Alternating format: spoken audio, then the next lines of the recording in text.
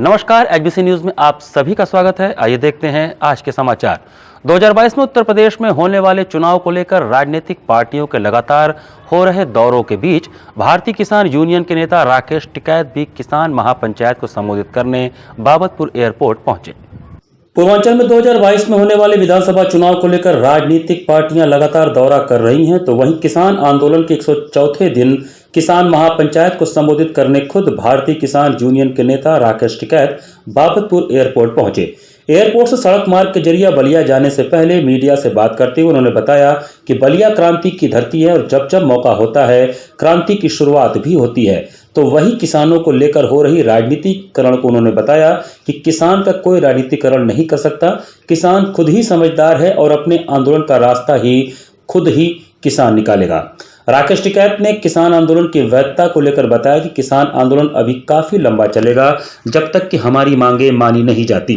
बंगाल चुनाव को लेकर उन्होंने बताया कि हम खुद पार्टी की तरफ से आगामी 12, 13 और 14 मार्च को किसानों की महापंचायत को संबोधित करने बंगाल जाएंगे। आपको यह भी बताते चले कि भारतीय किसान यूनियन के नेता राकेश टिकैत का कार्यकर्ताओं ने बाबतपुर अंतर्राष्ट्रीय हवाई अड्डे पर काफी जोरदार तरीके से स्वागत किया और किसान यूनियन जिंदाबाद के नारे भी लगाए। यह पहला मौका है कि वाराणसी में इतनी अधिक मात्रा में किसान नेता एकत्रित दिखाई दिए। टिकैत जी, यहाँ पे लगातार अगर देखा जाए तो राजनीतिक पार्टियां जो हैं यहाँ पे आ रही हैं और चुनाव वगैरह ये सबको मित कर रही हैं, लेकिन किसानों के प्रति अगर बात किया जाए तो अभी वो कुछ भी नहीं कर। तो क्या कहेंगे आप? राजनीति से थोड़ा किसान का कुछ होगा, किसान का तो किसान आंदोलन से होगा।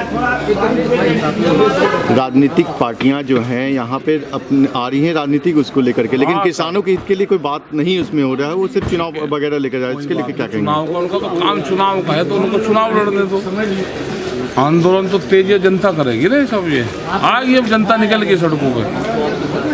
अगर बात किया जाए तो लगातार के किसान जो है 100 दिनों से ऊपर हो गए हैं, धरने पे बैठे हुए हैं, लेकिन इस संबंध में अभी तक कुछ भी निष्कर्ष निकल करके नहीं आया है। क्या कहना है? और 1-8 महीने में निकल जाएगा। पूरे देश में जाना ना किसानों को, तो निकल जाएगा 1-2 महीने में। लेकिन सरकार तो लगातार ये कर रही है कि किसान जो है अब राजनीतिक के उस पर धरने बैठे हुए, किसान का आंदोलन नहीं रह गया है।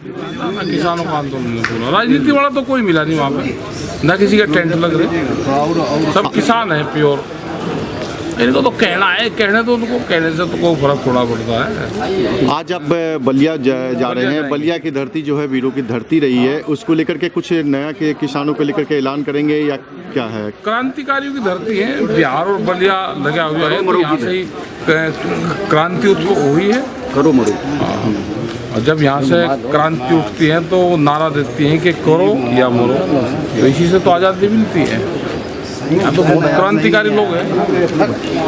क्या आप कल का बंगाल भी जाने का उसमें है चुनाव? बंगाल 12, 13 और 14 बंगाल में है, लेकिन हम 2 मीटिंग 13 तारीख को। किसानों को के लेकर के अभी आप जो आंदोलनरत हैं, तो क्या आपको उम्मीदें लग रही हैं सरकार से कि कुछ निष्कर्ष निकल करके आ जाएगा, या आंदोलन आपके इस तरह से चलता रहेगा? ये लंबा चलेगा आंदोलन। अभी देश को आज़ादी में 90 वर्ष लगे, ये आंदोलन भी लंबा चलेगा। कितना लंबा चलेगा? कितना चल जाए। उत्तर प्रदेश सरकार के पूर्व मंत्री रहे ओम प्रकाश राजभर बुधवार को वाराणसी के सर्किट हाउस पहुंचे तथा बढ़ती महंगाई और बंगाल चुनाव के मुद्दे पर प्रधानमंत्री और मुख्यमंत्री को आड़े हाथों लिया। उत्तर प्रदेश सरकार में पूर्व मंत्री रहे ओम प्रकाश राजभर बुधवार को सर्किट हाउस पहुंचे, जहां उन्होंने ममता बनर्जी की जमकर तारीफ करते हुए बोला कि बंगाल में ममता दीदी इतनी मजबूत हैं कि देश की सरकार उनसे लड़ रही है। ममता बनर्जी ही वहां सरकार बनाएंगी, कोई कुछ कर नहीं पाएगा। पूरे देश की सरकार, गृह मंत्री, प्रधानमंत्री और उनकी पूरी कैबिनेट और उत्तर प्रदेश के जहां जहां बीजेपी की सरकार है, सभी मुख्यमंत्री, उनकी पूरी कैबिनेट, हमने यूपी में तो देखा कि सारे मिनिस्टर बंगाल गए हुए हैं। मतलब वो ममता बनर्जी जी इतनी ताकत है कि पूरे देश की सरकार उससे लड़ रही है और वो अकेले सीना ठोक के सबसे लड़ रही है। वहाँ किसी का चारा नहीं गलेगा। बंगाली कह रहा है, वो बोलता है बंगाल में, बंगाली भाषा में कि आओ तो हम बताएं। ये वहाँ कुछ कर नहीं पाएंगे। ममता एक मजबूत नेता है, ममता के साथ लोगों का संबंध है और ममता वहाँ सरकार बनाएगी। बंगाल की राजनीति पर ओम प्रकाश राजभर ने कहा कि 8 तारीख को प्रधानमंत्री मोदी और मुख्यमंत्री योगी ने महिला दिवस मनाया, जिनके पास खुद ही कोई महिला भी नहीं है। हाथरस की घटना सभी को याद होगी कि रात में ही लाश जला दिया गया था। जाके पैर फटे बेवाई सोई जाने पीर पर आई। अभी 8 तारीख को हमारे देश के प्रधानमंत्री, मुख्यमंत्री, गृह मंत्री महिला दिवस मनाए, जेकरे खुद महिला नहीं है है ना।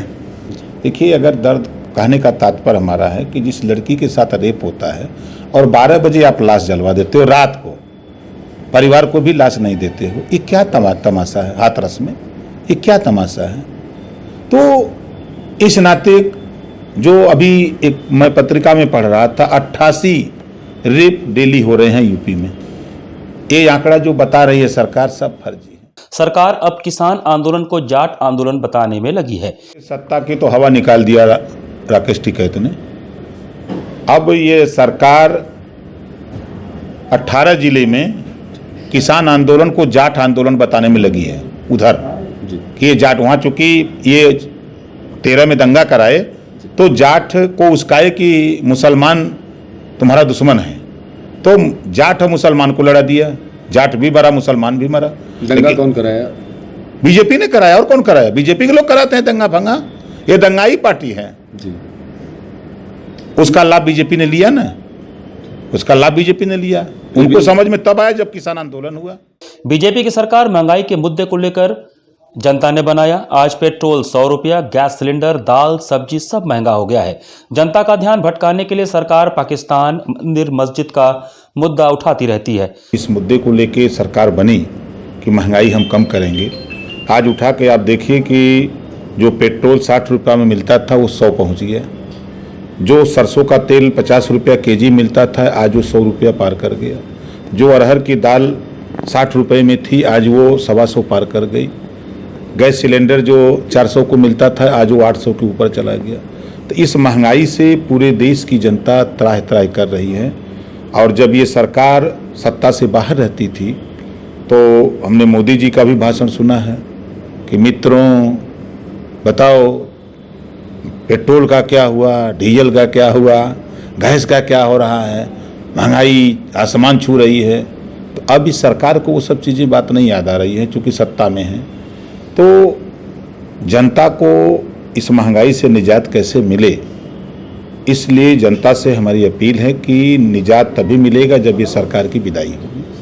उसके पहले ये अडानी और अंबानी कुछ उद्योगपतियों के हाथ में ये सरकार खेल रही है। उत्तर प्रदेश में गुंडा राज कायम हो गया है। भागीदार संकल्प मोर्चा ही अगली सरकार तय करेगी। आज के तारीख में बगैर भागीदारी संकल्प मोर्चा के ना सपा की औकात है, ना बसपा की औकात है, ना कांग्रेस की। सरकार नहीं बना सकती। नहीं, छोटे दलों से गठबंधन करने को खाली जबान पे खाली जबान पे है। 1 साल हमसे तो खुदा हो गया, 1 साल से बात नहीं होती है तो हम कैसे मान लें? तो भाजपा से अगर वो आपसे मिलते हैं तब जाके कुछ कहा जा सकता है कि वो कुछ हासिल। वही नहीं उत्तर प्रदेश में जिसको भी सरकार बनानी हो, बीजेपी अपने दम पर थोड़ा सरकार बनाई है। ओम प्रकाश राजभर खड़े हुए तब सरकार बनी ना। तो जब हम चाहते हैं तब हमें 22 में फरियाद देंगे, हम दूध का दूध पानी का पानी कर देंगे। कहाँ जीतेंगे धरियाँ? वही उत्तरी दक्षिणी और कैंट में चाहे जितना उछड़ लें चलें, हमें 1 सीट नहीं जीतने देंगे इन लोगों को। मोर्चा हमारा कमजोर थोड़ा इतना है। योगी जी से तो आपकी पर्सनल बात भी होती होगी, तो पर्सनल ही क्यों ना एडवाइस दे दीजिए कि कानून व्यवस्था कम से कम।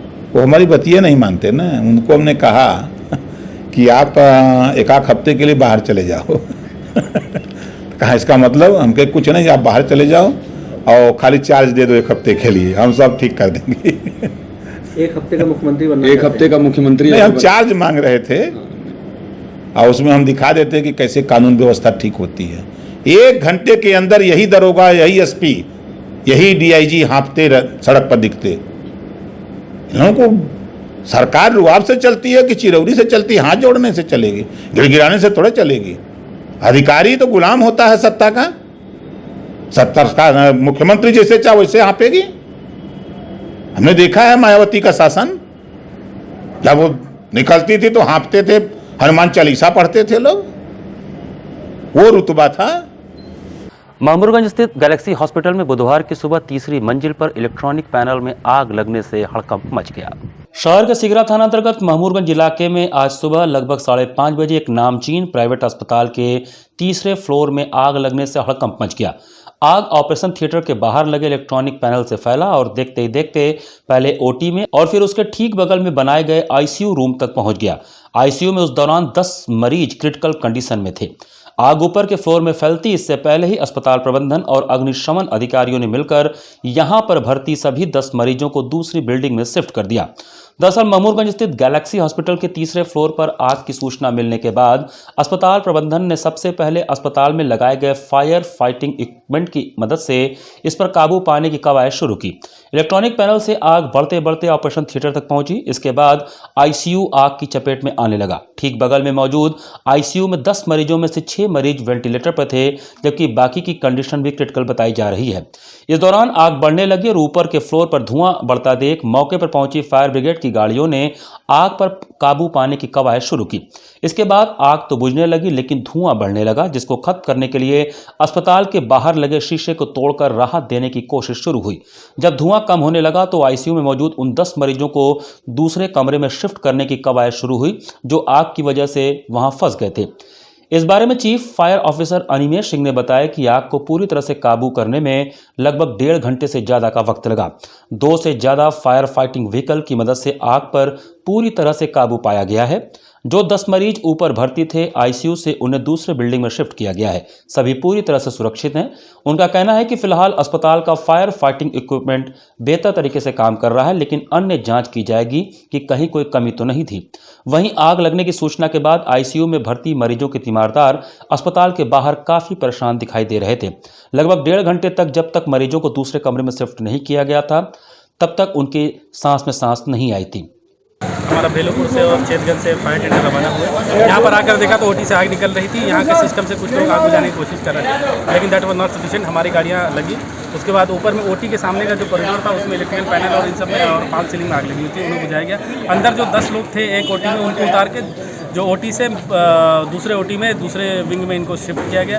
सभी को केवल पैरेलली शिफ्ट किया गया, किसी को बाहर नहीं निकाला गया। और उनको जो वेंटिलेटर पे पेशेंट थे और दे आर अब सभी ओके हैं और आग को बुझा लिया गया है। आग के कारणों की जांच की जाएगी। मोस्ट प्रोबेबली हो सकता है शॉर्ट सर्किट ही हो, लेकिन किस जगह लगी इसका वो भी असर्टन किया जाएगा। सर कोई ऐसी कमी भी पाई गई है या यहाँ सारी? नहीं, फायर फाइटिंग तो चल रही थी, फायर फाइटिंग सिस्टम चल रही थी। इसी नाते उनको पहले से आग बुझाने में वो हुआ है, फायदा हुआ है। लेकिन और बाकी चीज़ें जो स्ट्रक्चरल है और जो अन्य नॉर्म्स हैं उनको भी एक एक करके हमारे 20 बिंदुओं पर चेक किया जाएगा, उसके बाद इसको बताया जाएगा।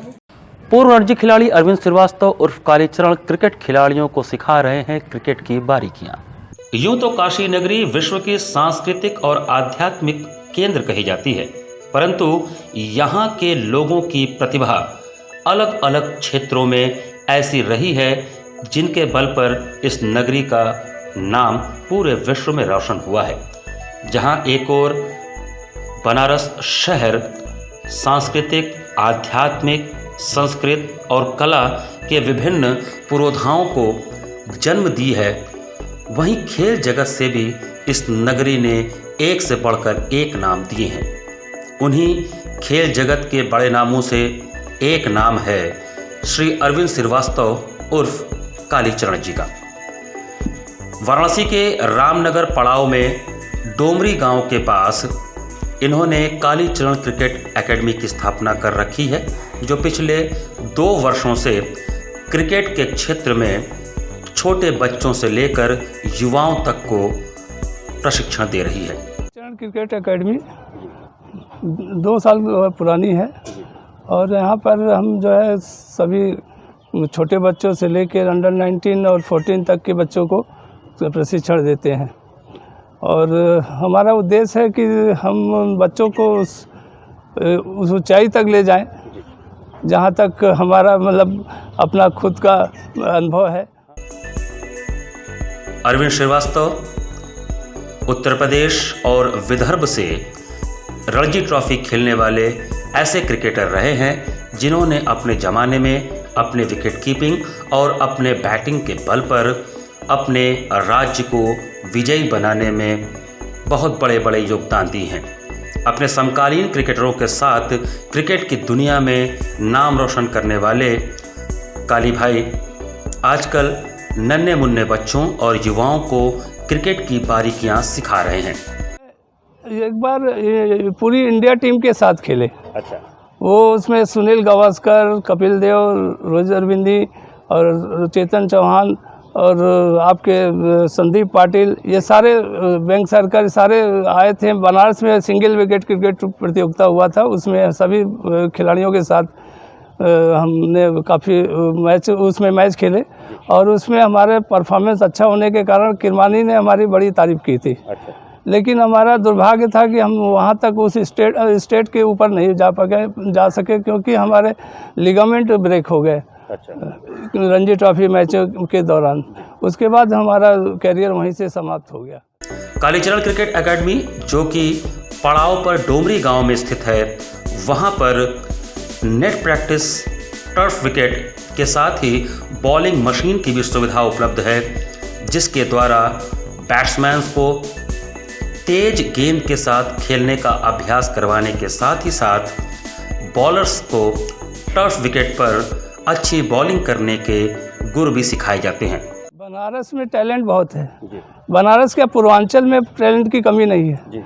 बच्चे जैसे हम यहाँ से चांस नहीं मिला, हमको विदर्भा से चांस मिला, उसी तरह बनारस के बहुत से पूर्वांचल के बच्चे हैं जो आपके भदोही, आजमगढ़ और अदर स्टेट, गाजीपुर, यहाँ के लड़के जाके इंडिया टीम में जगह पा रहे हैं। तो हमारे कहने का मतलब कि बच्चों को प्रोत्साहित करने का कोई जगह यहाँ नहीं है। अच्छा। और न कोई प्रोत्साहित करना चाहता है, खाली शोषण किया जा रहा है बच्चों का। कोई अपना एकेडमी खोल के दुकान चला रहा है, कोई अपना फार्म बेच के दुकान चला रहा है। तो इस तरह से बच्चों को, हम तो अपनी उसी स्थिति से गुजर चुके हैं, बच्चों के पास उतना पैसा नहीं है और फादर मदर खेलने के लिए मना करते हैं, तो बच्चे कहाँ से लेके आएंगे। लेकिन यहाँ के एसोसिएशन के बारे में क्या बोले, अब उसके बारे में तो बोलना उचित नहीं है। फिर भी लोग अगर कोशिश करें तो बहुत आगे बच्चे यहाँ से निकल सकते हैं। अरविंद श्रीवास्तव स्वयं हर वक्त वहाँ मौजूद रहते हैं और इन बच्चों के क्रिकेट जीवन को संवारने में एक बेहतरीन भूमिका निभा रहे हैं। तो आइए हम आपसे बात करवाते हैं क्रिकेट जगत के उस्ताद अरविंद श्रीवास्तव जी से। रणजी ट्रॉफी के पहले हम BHU के कैप्टन थे और वहाँ से Vizzy trophy, all India university, Rohinton Baria, और इसके बाद अंडर 22 यूपी से खेले। यूपी में चांस न मिलने के कारण हमने विदर्भा से रणजी ट्रॉफी के लिए ट्राई किया और विदर्भा रणजी टीम में आ गए। विदर्भा रणजी टीम के कप्तान हमारे सुभाष फड़कर जी थे और हमने अपना पहला मैच वहाँ पर हिंगन घाट अमरावती के पास नागपुर में खेला। उसके बाद हम 1 साल के बाद फिर हम इंडियन रेलवे टीम में आ गए, रेलवे ज्वाइन किए, उसके बाद इंडियन रेलवे टीम में आ गए। इंडियन रेलवे टीम के कप्तान हमारे हैदर अली थे और उन्होंने उसके कई मैचेस वहाँ पर वे खेले उनके साथ और उनमें परफॉर्मेंस भी हमारा अच्छा था। कालीचरण क्रिकेट एकेडमी में जहां छोटे से बड़े हर आयु के बच्चों को बैटिंग, बॉलिंग, विकेट कीपिंग और फील्डिंग के प्रशिक्षण दिए जाते हैं, वहीं कालीचरण क्रिकेट एकेडमी के बगल में स्थित मैदान में बच्चों के क्रिकेट मैच भी कराए जाते हैं ताकि जो प्रशिक्षण वो एकेडमी में प्राप्त कर रहे हैं उन प्रशिक्षणों को वो क्रिकेट के मैदान में प्रत्यक्ष रूप से करके अपने कला को और निखार सकें। सरकार की तरफ से आपको किसी तरह का आश्वासन या जो विधायक रहे हों या जो नेता रहे हों जो आपकी इस एकेडमी में आए हों और आपको कहा हो कि इसको और अच्छा बनाने में हम सहयोग करेंगे? हमारे एकेडमी का उद्घाटन माननीय श्रीमान ये नीलकंठ तिवारी जी ने किया था। उस समय खेल राज्य मंत्री थे, उन्होंने काफ़ी आश्वासन दिया और आश्वासन दिया कि आपको खेल का मैदान हम उपलब्ध कराएंगे। लेकिन चूँकि यहाँ पर है भी खेल का मैदान, अगर सरकार चाहे तो हम बच्चों की प्रोत्साहित करने के लिए और प्रोत्साहन के लिए और उनके खेल के विकास के लिए हम जी जान मेहनत करेंगे और उनके साथ हम आगे बढ़ाने की कोशिश करें। लेकिन हमारे पास खेल का मैदान न होने के कारण हम छोटे से मैदान में प्रैक्टिस कराते हैं। बच्चों के लिए जितनी भी सुविधाएं हैं, आपके लिए बॉलिंग मशीन से लेके टर्फ विकेट और सारा नेट का व्यवस्था हम अपने खुद पर्सनल उससे करते हैं। अच्छा, पर्सनल। तो आप सरकार से क्या ये आपको इच्छा है कि सरकार अगर थोड़ी सी सहायता करे तो आप अच्छे अच्छे बच्चों को यहाँ से निकाल सकते हैं? ये प्रधानमंत्री का गोद लिया हुआ गांव है जी। इस गांव में हम गरीब बच्चों, असहाय बच्चों का हम यहाँ पर प्रशिक्षण देते हैं। जी। कुछ बच्चे ऐसे भी हैं जो 1 रुपया नहीं देते हैं, लेकिन उनको हम प्रोत्साहित करने के, उनके खेल को आगे बढ़ाने के लिए हमेशा प्रोत्साहित करने की कोशिश करते हैं। अगर वो सरकार हमारी तरफ थोड़ा सा मदद करेगी तो हम उसके 4 गुना उसका मेहनत का रिजल्ट करके उसको आगे हम बढ़ाने की कोशिश करेंगे बच्चों को। इसी के साथ एचबीसी न्यूज़ का यह संस्करण हम समाप्त करते हैं। मुझे दीजिए आज्ञा। नमस्कार।